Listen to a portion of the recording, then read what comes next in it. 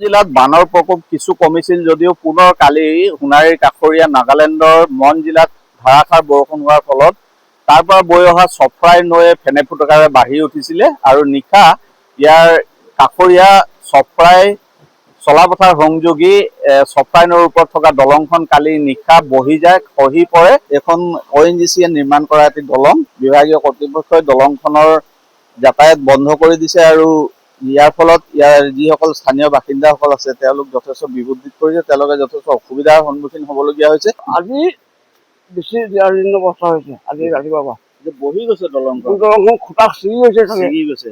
কেইটা খুটা ছিঙিছে? তিনিটামান গৈছে নেকি, না বেছি হৈছে? তিনিটামান খুটা দেখা গৈছে ছিঙি কি হৈছে বিশেষ সিমান এটা ক'ব নোৱাৰো। দলংখন বন্ধ কৰি দিয়াৰ কাৰণে আপোনালোকৰ অসুবিধা হ'ব মানে। বিৰাট অসুবিধা হ'ব।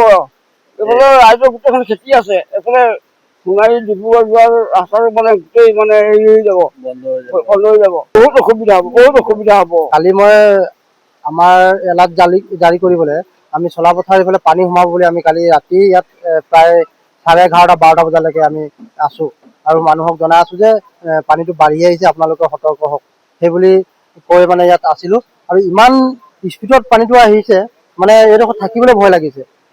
তাৰপিছত আগৰ পানীটোতো অলপমান বহিলে, এতিয়াতো দেখিছোঁ একেবাৰে খুটা চুটা ফাটি মানে মাজৰ খুটা উঘালি গ'ল।